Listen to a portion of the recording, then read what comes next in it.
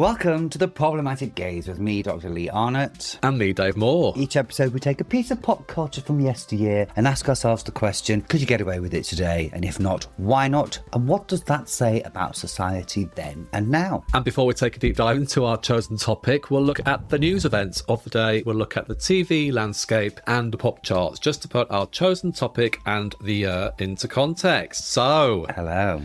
Got a nice cup of ginger and turmeric tea in hand. Yes, very good, because there were some comments about our Muriel's wedding episode. Some people did enjoy watching us on the Tube of You, getting a bit tiddly in real time, didn't they? Yes. And they said they could spot the moment when the bubbles kicked in. The eyes glazed over and the speech starting to slur. But such a slur about it. Yeah, as is our one on the Problematic Gaze, last week Muriel's wedding was a celebration, wasn't it? And you can't go to a wedding and not have a glass of bubbles. No. Unlike this week's episode, where we need to be completely sober. Yeah, otherwise it would just get really angry. Yeah. And just a bit depressed because we've taken the Tally TARDIS back to 1979, a cracking year in some respects. Mm-hmm. To watch an episode of Mind Your Language, which was a huge sitcom at the time. I remember watching it and loving it. Me too. From the UK, wasn't it? From the UK. Yeah, for our international listeners. But a big hit all across the world. Yes, really weirdly. Yeah. And this very much is in the bracket of things we watch so you don't have to. We have linked it in the show notes, obviously. If you want to lose 25 minutes of your life to a really low quality, literally a low quality VHS copy on YouTube. I'd watch it. I would recommend it, obviously, to put this episode into context for you. But maybe do it while you're dusting the skirting boards. Yeah. Or cleaning the toilet. Yeah. Don't make it the focus of your 25 minutes because in doing so, it's quite hard. Yeah. Work. I mean, don't get your friends round. Don't tell them you're watching it. Don't put the nibbles out. Don't. So we've both said we watched it at the time, loved it, never thought about it since, No. It has garnered a reputation, hasn't it, for being not so much racist, but just deploying really tired national stereotypes, which tick. Spoiler alert. Yes. Absolutely. None more so than the person who commissioned it, Michael Grade, in 1985 at the Edinburgh TV Festival, did say, we shouldn't have made this. So when you've got the person who commissioned it in the first place saying that, then you know you're skirting on dodgy territory. Yeah, you're on a hiding to nothing, aren't you? Yeah. Good. So before we go into Mind Your Language, because we have to, should we get in the TARDIS and have a look at the news events of 1979? Let's do it. Let's do some history. Some history. Let's not mention the award. Now, we did look at 1979 already in a couple of our episodes, but it's a big year in the UK. So the year starts with strikes. On the 5th of January, lorry drivers go on strike, causing new shortages of heating oil and fresh food. On the 15th of January, British rail workers begin the 24-hour strike. On the 22nd of January, tens of thousands of public workers strike in the beginning of what becomes known as the Winter of Discontent. The bloody grave diggers in Liverpool are on strike. And on the 12th of February, my 6th birthday, over 1,000 schools closed due to the heating oil shortage caused by the lorry driver strikes. There is strikes everywhere. That was really handy because on your birthday you wouldn't have had to go to school. I know. I don't remember, but I guess not. Yeah, I guess not. Yes. A lot of shit going on. Yeah. Yeah, why were all these strikes? Because that's when the unions had the most power. Right. And union power was huge at this point. Inflation's gone skyrocketing again. So people haven't got enough money. So everybody wants more demands for money and they're not getting them. So they're on strikes. But there's more union membership at this point than any other point in history. So all of the above, really. Right. Yeah. Just seems like there might be somebody lurking around the corner, waiting in the wings to battle the unions. Wow. Yeah, and snatch milk off people, but we'll get to that. Okay, so in the midst of all this, on the 10th of January, Labour Prime Minister James Callaghan returns from an international summit to Britain in a state of industrial unrest. The Sun newspaper reports his comments with the famous headline, "Crisis? What crisis?" Yeah, I mean, it just showed that he just seemed so out of touch. Yeah. and so unaware of what was happening in the country that it does not surprising that on the 28th of March, his government, James Callaghan government, loses a vote of no confidence in Parliament by one vote, forcing a general election. It's the first successful vote of no confidence in a British government since 1924. And look at what happens next. Oh, well. On the 4th of May, the Conservatives win the general election by a 44-seat majority, and Margaret Thatcher becomes the first female Prime Minister of the UK. So Liberal Party leader Jeremy Thorpe is the most notable MP to lose his seat. Despite being 67 years old and having lost the first general election he has contested, James Callaghan stays on until November 1980 as leader of the Labour Party, now in opposition. Among the new members of Parliament is John Major, a young-looking 36-year-old MP for Huntingdon. There we go. Speaking of Jeremy Thorpe, 4 days later, on the 8th of May, the now former Liberal Party leader goes on trial at the Old Bailey, charged with attempted murder. He'll be cleared of the charges on the 22nd of June, but his career is over. Now, this was Norman Scott, his lover from many years before. And I don't know if you ever saw A Very British Scandal. Was that what it's called? Yes. Yeah, with Hugh Grant. Yeah. Russell T Davies wrote it. It was all about this. Yeah. And basically, Jeremy Thorpe tries to have him shot, gets him lured out to the middle of the countryside, and the hitman shoots his dog and then goes to shoot him, Norman Scott, and the gun fails, and he just gets in his car and legs it. So this is just like... Well, I mean, you couldn't make it up. Couldn't make it up. Well, and also, this just goes to show the state of being gay in the UK, having to hide things away. Yeah. You know, if the press had got hold of this, then that would have been Jeremy Thorpe's career over. Absolutely. And 4 years before, he'd been touted probably with the next PM. Yeah. You know, so what a fall from grace. And then it did come out. I mean, it's just fodder for the tabloids, isn't it? This. Absolutely. Probably creaming themselves over this. Absolutely. Yes, so that's that. So I wish I could give you happier news, but on the 27th of August, Lord Mountbatten of Burma and two 15-year-olds, his nephew and a boat boy, are assassinated by the Provisional IRA. They bombed a boat they were on while holidaying in the Republic of Ireland, and the Dowager Lady Brabourne, that sounds like something out of Downton Abbey, doesn't it? She died the following day in hospital because of injuries received. So Lord Mountbatten was a retired fleet admiral. He was the cousin of Queen Elizabeth II and an uncle of Philip, Duke of Edinburgh. I'm trying to work out that family tree. And a real mentor to Prince Charles, who was obviously absolutely devastated of this. So this is the IRA scoring a proper win here, isn't it? For want of better words. Absolutely. And there's some school of thought which suggests the fact that they were able to do this to Mountbatten, there's a direct through line to the Brighton bombing of the Tory Party conference 4 years after this. So it's a huge, huge PR win for them. God, you know, and there's the footage of the boat is just like absolutely shattered and being brought back to the shore and stuff. It's terrible. Yeah. On the 20th of December, the government publishes the Housing Bill, which will give council house tenants the right to buy their homes the following year. At that moment in time, there are 5 million households in the UK currently council tenants. So this is going to be huge. And unfortunately, it's left us with quite a legacy of not enough social housing in this country. So was it a good thing? I'm not sure. There you go. Okay, so let's have some good news, shall we? And finally, following the birth of the world's first test tube baby, Louise Brown, in July 1978 in Oldham, the UK continued to lead fertility science in 1979. During this year, further successful IVF treatments were reported, sparking widespread hope for couples struggling with infertility. So there were two pioneering doctors, Dr. Patrick Steptoe and Robert Edwards, had confirmed that the IVF process was not a one-off miracle, but a viable medical breakthrough. So this was a moment of hope and optimism as Britain became the centre of one of the most significant medical advances of the 20th century. There we go. That's good, isn't it? Yeah, that's it's really nice. That's nice.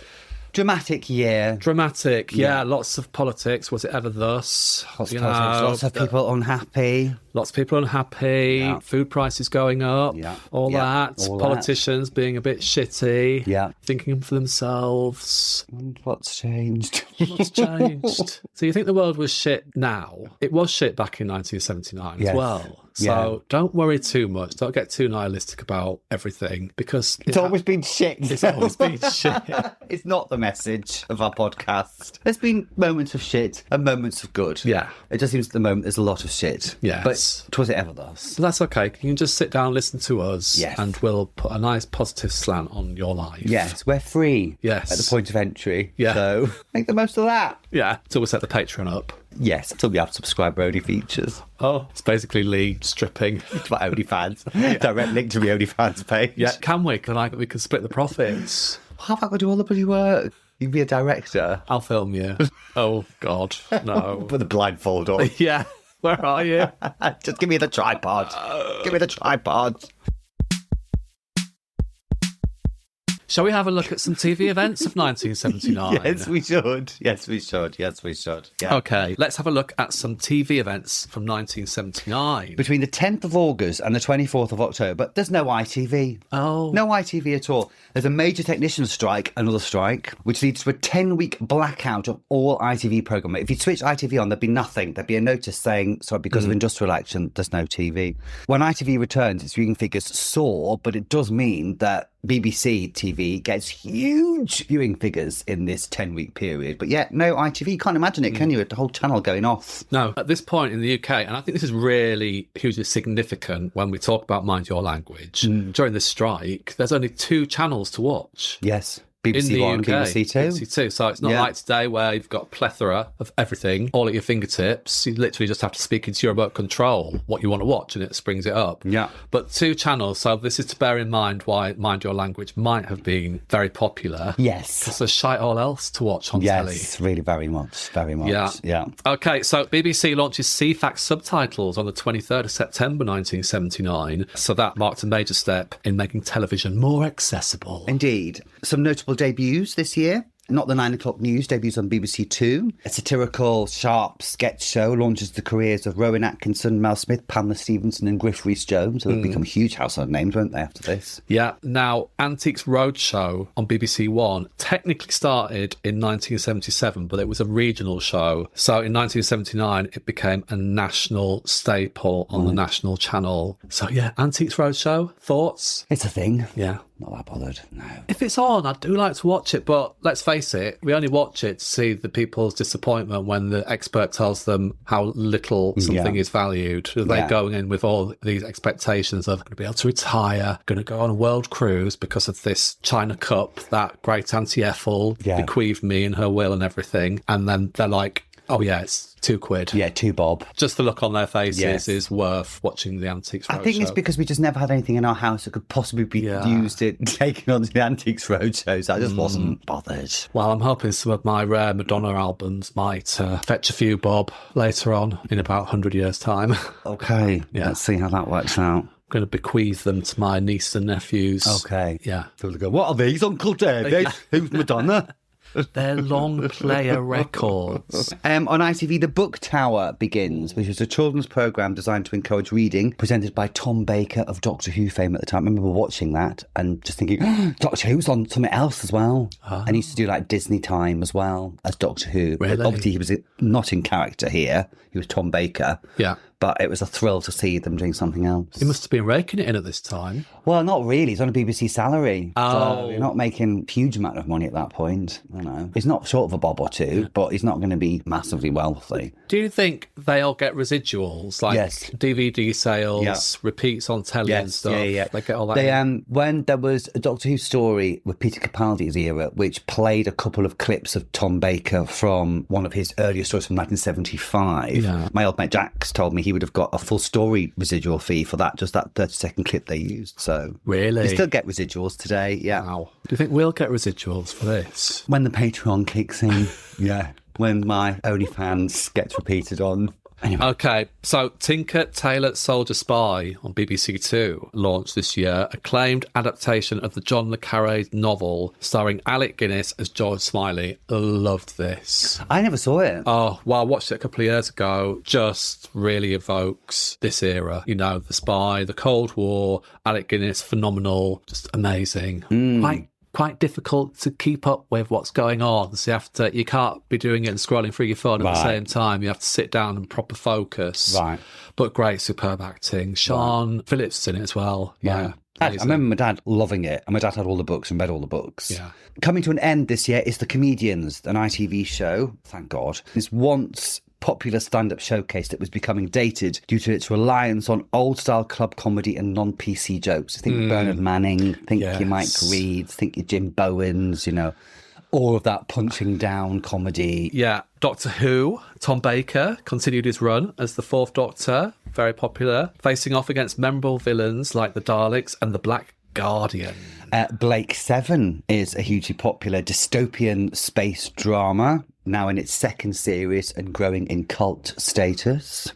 I used to love Blake 7. Yes. But I didn't really understand what was going on. But I just liked the outfits. Yes. And Servalan, obviously played by your friend Jacqueline Pearce, was just so sexy, wasn't she? Yes, she was. Yeah, and quite scary at the same time for Yes, she was. I remember I didn't really get into it because, again, I didn't really understand it. But I just remember watching and remembering Servalan thinking, wow, this woman is super cool, really cropped hair and great outfits. And then there was also this kind of like square box, which was like an artificial intelligence. Yes, Aurak, that's it. But I just thought that was... All right.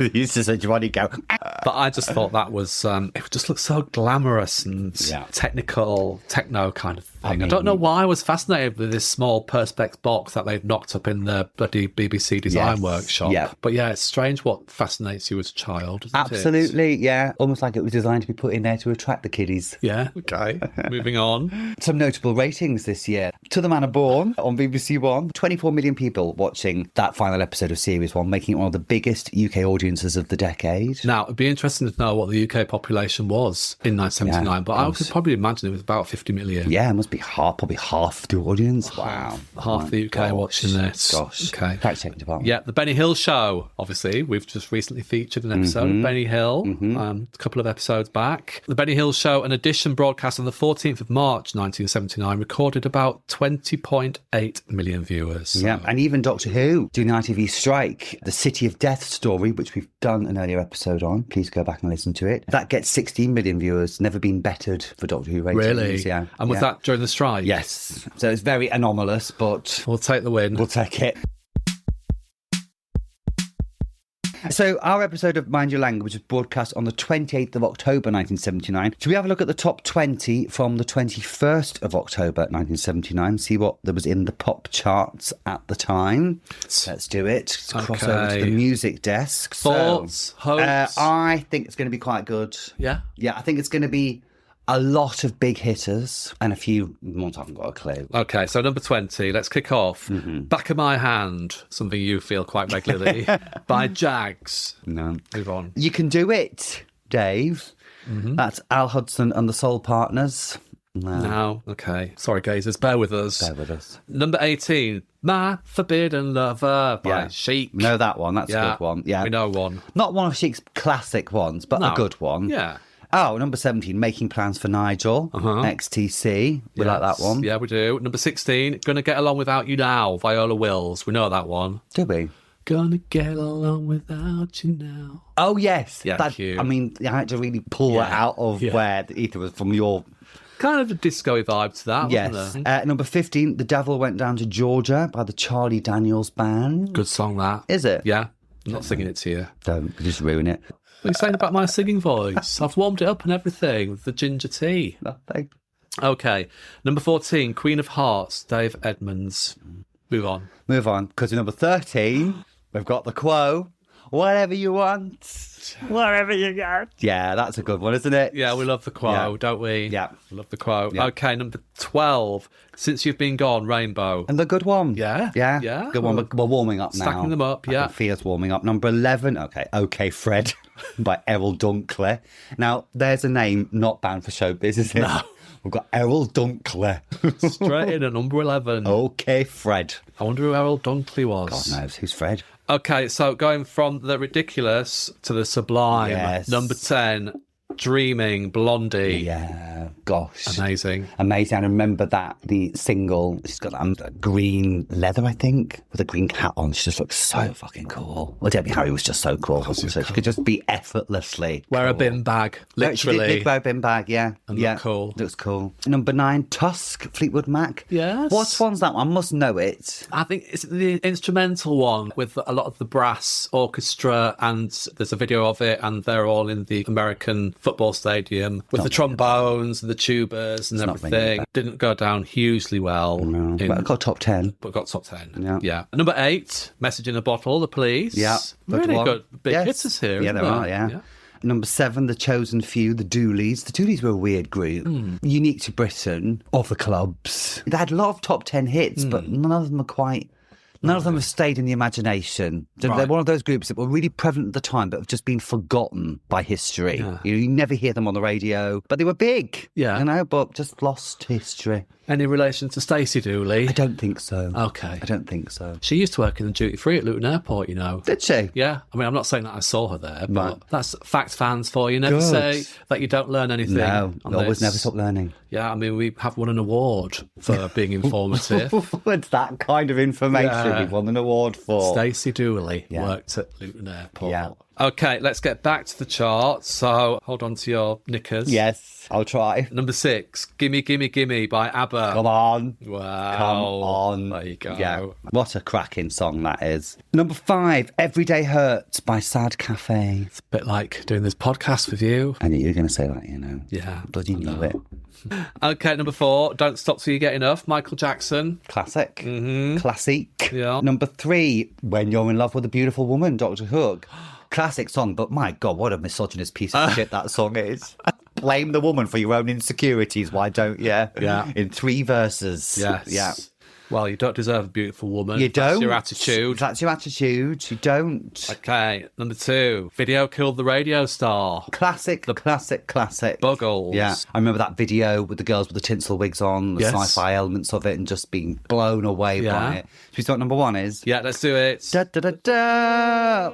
One Day at a Time, Lena Martell. Okay, Sweet Jesus. She was a god botherer, wasn't she? Oh, I think so. And she was a kind of country western. There was that country vibe going on at the time. Isn't it strange how a song like that, which is very niche, Yes. just captures the imagination and the cultural psyche and rides all the way to the top of the chart? Yeah, and keeps off Buggles, Dr. Hook and Michael Jackson from number 1. Well, that was a good one, I think. That was a really good one. Yeah, I actually, enjoyed surprising. We caught a wave being ridden there because some of the 70s ones we look at, we don't know for call, do we? Absolutely. But that was a good one. A good one. The stars were aligning. They aligned very well. That being said, shall we jump off this glittering, star-studded fanfare of music and popular culture and dive into the murky swimming pool of shit that is Mind Your Language? Come on, let's do it. Come on. Our gazers deserve it. Our gazers deserve it. We're doing it for you gazers. Right, now, Dave, would you like to give us a bit of background info on Mind Your Language? I will. So Mind Your Language is a British sitcom that premiered on ITV in 1977. It was produced by London Weekend Television and directed by Stuart Allen. 3 series were made between 1977 and 1979, and it was briefly revived in 1985 with 6 of the original cast members. The series was commissioned by Michael Gray, director of programmes at London Weekend Television, and it was sold, to get this, Pakistan, Australia, New Zealand, Sri Lanka, India, Malaysia, Kenya, Nigeria, Ghana, Singapore, Persian Gulf states and Hong Kong. I know it was also huge in Poland. Really? Yeah, and also Eastern European countries as well. Right. So international appeal leads into the subject matter of Mind Your Language. So do you want to give us a synopsis, Lee? A synopsis of this episode we watched. We watched episode 1 of series 3.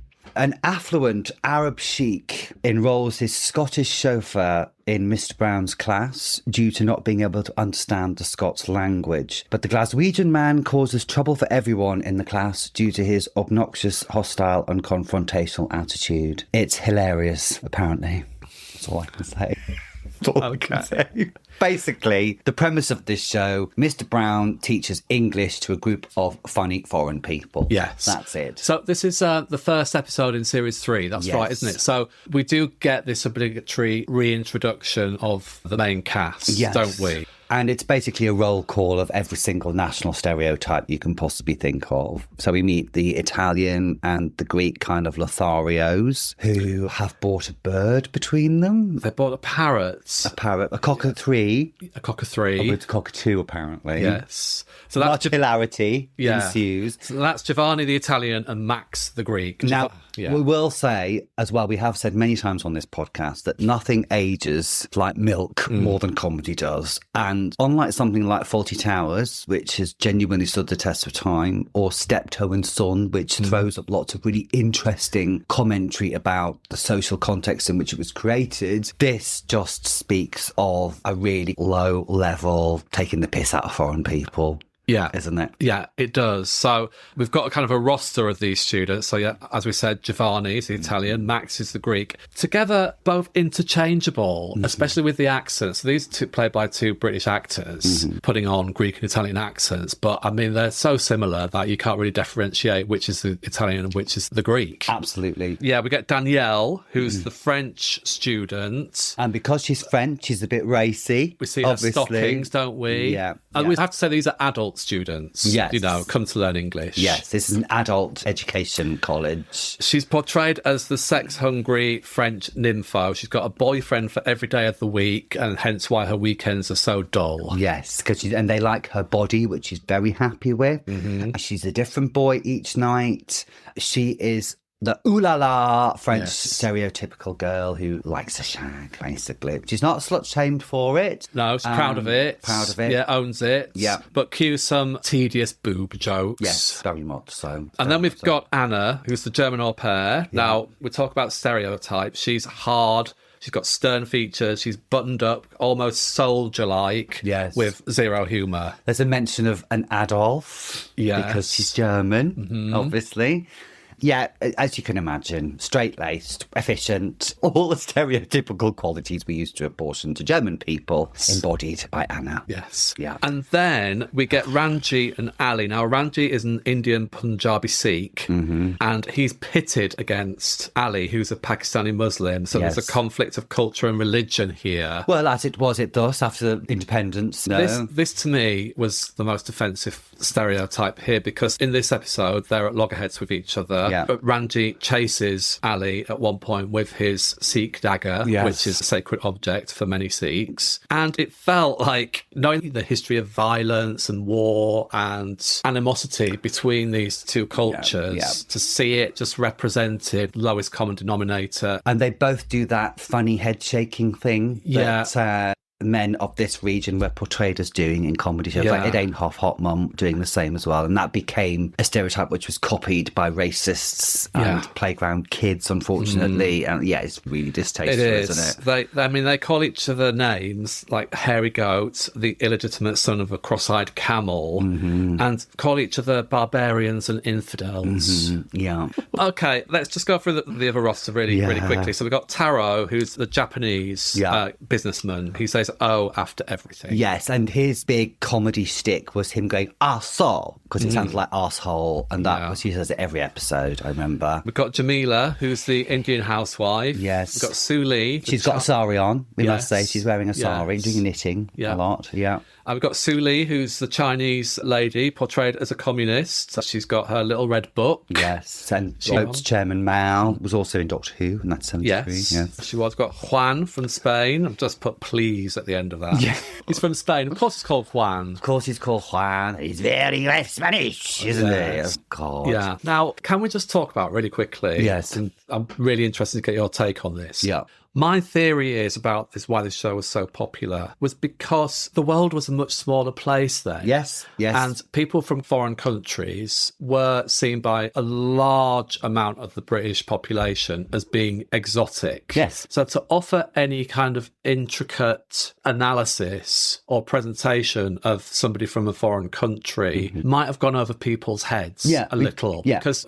international travel was a thing, but for many Brits... For most Brits, it wasn't a thing because their travel was so expensive. Absolutely. So it felt as though, the writers were presenting this lowest common denominator stereotype of these people so they were more digestible. That's what people knew of people from abroad. Yes. Absolutely, absolutely right, because news events take so much slower to get through to British. So you're right, the world seems much smaller, so there's less experience of different types. But what's kind of unforgivable is that there's already a very big Indian and Pakistani population in Britain at the time, for example. But the other thing, we come back into the funny foreigner trope because we have so limited knowledge of, and because other nationalities seem kind of exoticized and otherized. So the funny foreigner trope, like Manuel from Fawlty Towers to some extent, is a really easy shorthand and a kind of lazy way just to get cheap gags for an audience. But it also strikes me that that kind of humour acts as a panacea in Britain for a country which is losing its identity as an imperial power still, and which that's still creating a lot of uncertainty and a lot of negative self-reflection. So the ability to still laugh at funny foreigners is kind of like a last gasp of a country trying to make itself feel better. Right. And again, it strikes me later when we meet the Scottish character, this is very much an English thing as well, because even the Scottish character has the piss taken out of him. And we'll see the stereotypes of a Scottish person will be deployed in the later half of this episode. So you're right. The world seemed a more unknowable kind of place at this time because the lack of travel, because the lack of media, 2 channels. So when you're only going to get certain representations of. And if you live somewhere where there isn't an ethnic minority population, like I didn't, chances are you're never going to come across these people. So they have to be painted in broad strokes, but also a little bit of making us feel better about ourselves, I think. Because it has to be said that the foreign people in this show, you looked at it and you thought they're trying to portray these people as stupid. Yes, yeah. And then the English people in it, namely the English teacher and the principal of the school, will all seem to be eloquent, educated, intelligent people. And as opposed to the fact that if someone's trying to learn the language, that's a really great thing. Somebody's trying to do, that's not a source of comedy, that's a source of, wow, that's somebody. I always say, I hate it when people say, you need to have perfect English to live here. It's like, fuck off. Yeah. If you've made the effort and you can speak it, if it's broken, that's somebody's took the time and the effort to learn the language. It's not something that should be dismissed. And also, how much of another language do we know as English people? It's just all tied in with this old kind of ideas of superiority and our place in the world, Rule Britannia, blah, blah, blah, all that shite. So...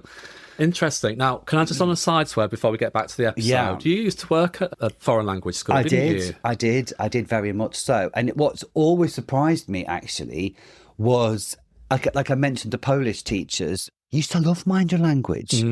And it astonishes me that this show was so big internationally, and I can't honestly work out why, because obviously we're coming from a white English perspective. So is it that kind of thing about representation, because I've heard people of colour in the past say no matter what kind of state their race was being represented on television, at least somebody on TV who was the same colour of them was better than nothing. So is that what it's about? Is that why it's popular? Honestly, can't work it out. But also, maybe the reason why it was so popular is because everybody in each individual country still had this attitude that the Britons had about making fun of other people from other countries. Yeah, maybe it's that whole thing about the world feeling really small and just like it's not explored yet. So maybe you're right. Maybe that's an international thing. Yeah.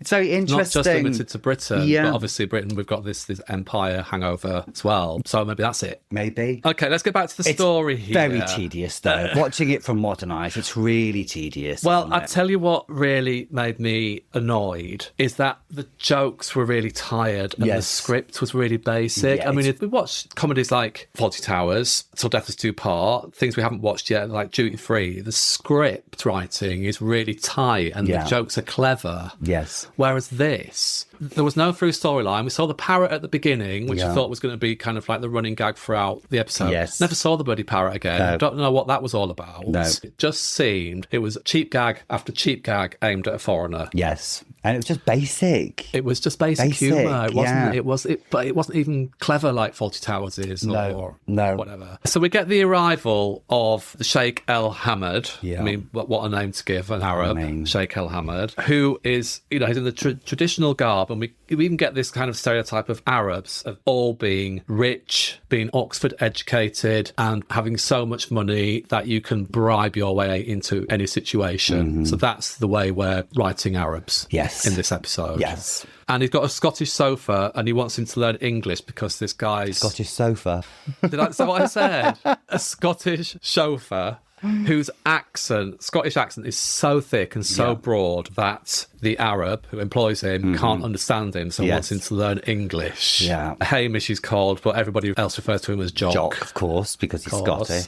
And Hamish is obviously hard drinking, got a bottle of whiskey in his thing, and is an intolerant, ignorant brawler. Yeah, smokes, gets his fags out at one point. It's just... That's how we're portraying Scottish people in this episode. Yes, we are. Yes, we are. At one point, he calls the Indian character and the Pakistani character, he calls them Charlie Chapati and Take Away Tommy. I mean... Well, that gets a joke. That gets a laugh from the audience. Yeah. And there's gags about Roman Catholics. Yeah, and all the Roman Catholic students then do the sign of the cross. Versus Protestants. Yes. And obviously this Scottish boozer who no one can understand. Everybody for whatever reason. Yeah, such as the banality of this script, that when the teacher mentions that he's got a dialect, there's a running gag about, we all know what Daleks are.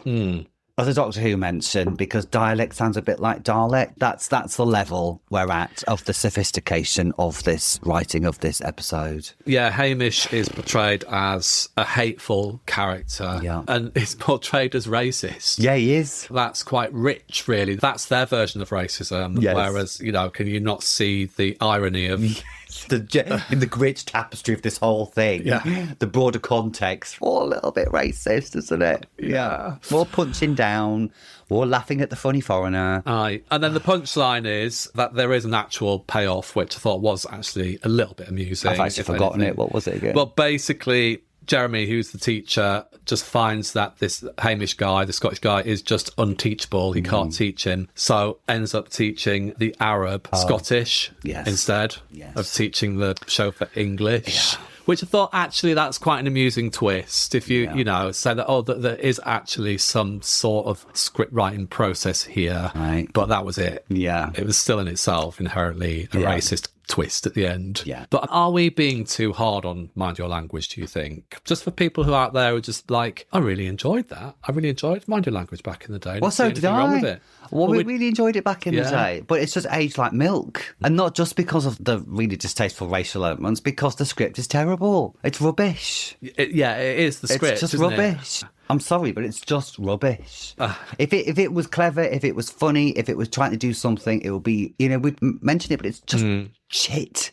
Really. And so if anybody did watch it and does watch it and think this is great what they're talking about, well, good. Yeah. I'm happy for you. But honestly, wow. I've just got a couple of talking points. Yeah. So there's an author called Sarita Malik in representing Black Britain in 2002. They wrote that blacks, Asians or race were usually the butt of the jokes, which tended to hit a racist note, but always in a well-meaning, benevolent tone. She continued that never before had so many diverse races been seen in the same television frame, but they had never clung so tightly to their popular, crude national stereotypes. Yeah, absolutely. And actually, that's an interesting point she's made there about that, again, that imperial hangover of the benevolent white man, which was the narrative which we told ourselves throughout the 19th and early 20th century when Britain's empire was still that we were civilising, we were giving them benefits, so it very much plays into very that much still. White saviour Absolutely. Kind of vibe. So actually, the guy who commissioned it, Michael Grade, director of programmes at London Weekend Television, he said, as I kind of touched upon before, at the Edinburgh Television Festival in 1985, Grade said it was really irresponsible of us to put it out.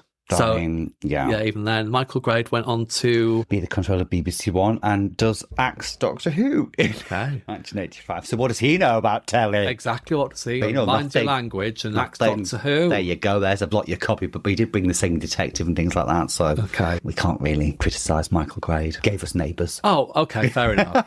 Yeah. Gave us Bouncer's Dream. He did. And Mrs. Mangle. He did. Yeah. So swings and roundabouts. He gets a pass. Can we park this now? I'm very happy to park this now. Very happy to park it. Leave it in the dustbin of shit telly out the back by the skips. I just want to throw a few other examples of race used in TV shows that were controversial around about the time, and some more modern ones as well, just to kind of get your take. Let's have a look. So there was Love Thy Neighbour, wasn't there, from 1972 to 1976. The premise was a white working class couple living next door to a black couple. The white character, Eddie, uses racial slurs and mocks his black neighbours. And while intended to expose racism, it often reinforced negative stereotypes instead. Yes. Later condemned for normalising racism under the guise of comedy. Yes. Absolutely all of that. Yes. Yeah, you see, despite the fact that in each episode, the black characters will get the better of Eddie, despite the fact that Eddie's wife clearly just can't stand his racist views, it normalises racist language and racist behaviour. So at a time when racial tensions are really on the increase in the UK, the rise of the National Front is happening concurrently with Mind Your Language, so it's kind of unforgivable. Okay, another one from the BBC this time, from 1974 to 1981, It Ain't Half Hot Mum. Okay, so this was the premises set in British India during World War II, focusing on a military concert party unit. So stereotypes included brown face, white actors like Michael Bates playing Indian characters with heavy accents and makeup.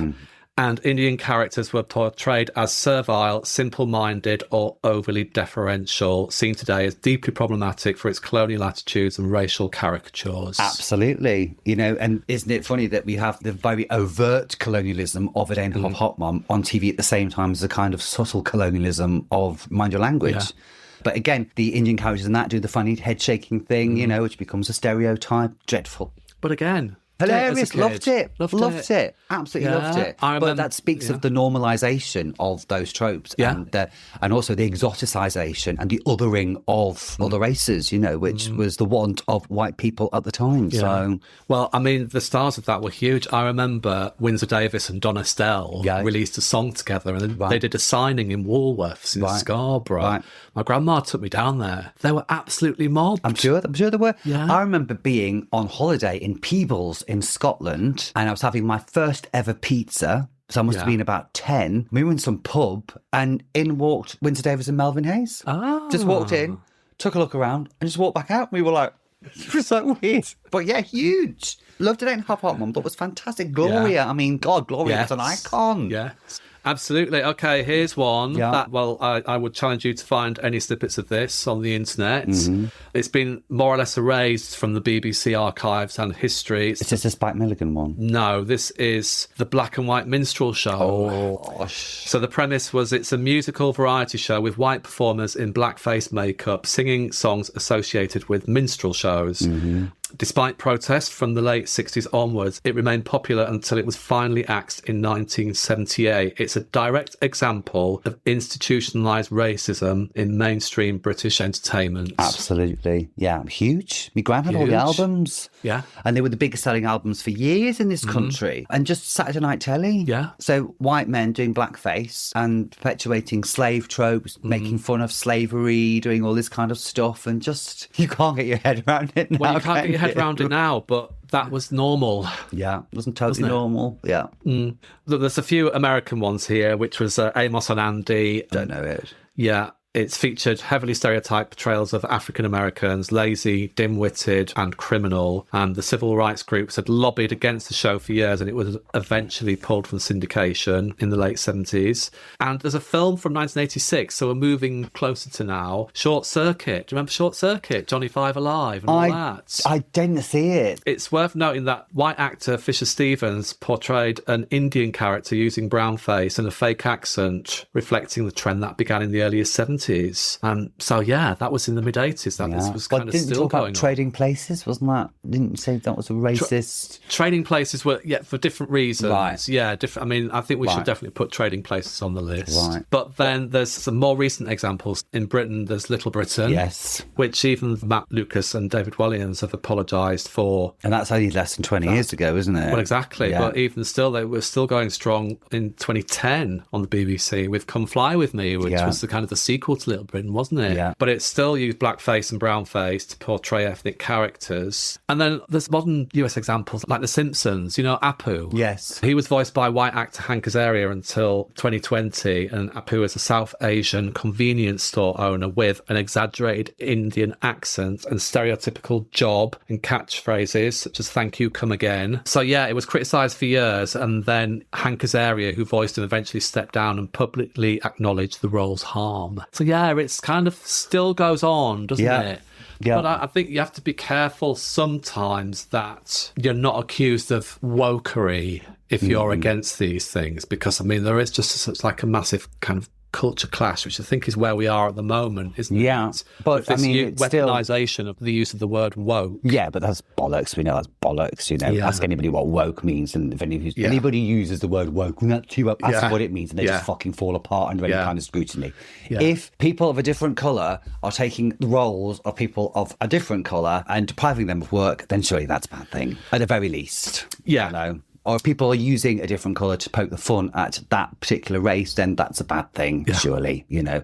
And it doesn't go the other way, because white people have always had more power. A person of colour pretending to be a white person doesn't have the same power at all, because they've always been subservient or subjugated. So, but look at the clutching of pearls when something like Bridgerton comes on and people say, you wouldn't have black people in the aristocracy back in those days and stuff. And wrong. Wrong.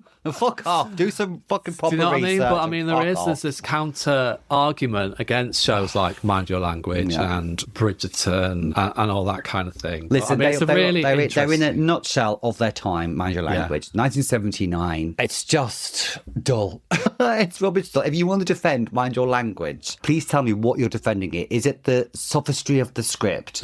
Is it the witticisms laid on? Or is it the fact you just like to be racist and take the piss out of other people of different colours? Then let me know. You're not talking to me, though. No, I am. Anyway, can we just park it before I get a really horrible, biley taste out of my mouth? Well, that was Mind Your Language. So, all that being said, yes, what would you give it out of 10? I would give Mind Your Language. I don't know if I can score it, because I thought it was just shit. I'm not scoring it. I'm going to give it absolutely nothing. Let's just give it one. I'm not giving nothing. One. I don't even want to use a reference from the show. Use one parrot. One parrot. Yeah. 10, just because we have to. I'm going to give it no blackboard rubbers out of 10 at all, because I thought it was a pile of shite. I think it's easily one of the worst things we've ever watched. And we watched it a year and a half too. Yeah. I loved it back in the day, but oh my God, just a steaming piece of turd. So let's crash on. Let's crash on. So where are we going next week, and when are we going to, Dave? Okay, so don't really know how to describe this or intro it, so I'm just going to say it. Yes. We're going to watch Benefit Street, which was a UK documentary TV show from 2014. So not that long ago, only 11 years ago. Yeah, not long ago. And we've never been to 2014, so I'm quite excited. No. Right. No. Yeah. So controversial at the time. There was a phrase bandied around at the time, poverty porn. Yes. Would it be fair to say? Yeah. So it'll be interesting to see what our attitudes are towards this now, only 11 years later. Yeah. So we look forward to that. Yeah. In the meantime, do like and subscribe. Follow us on our socials at Podcast Gaze on Instagram and TikTok. Send us an email to theproblematicgaze@gmail.com. We'd love to hear from you, as long as you're not commenting on our socials saying, well, you couldn't get away with it today, could you? No, you couldn't. Good reason. Back in your box. On that note, please do give us a... So angry about Mind Your Language.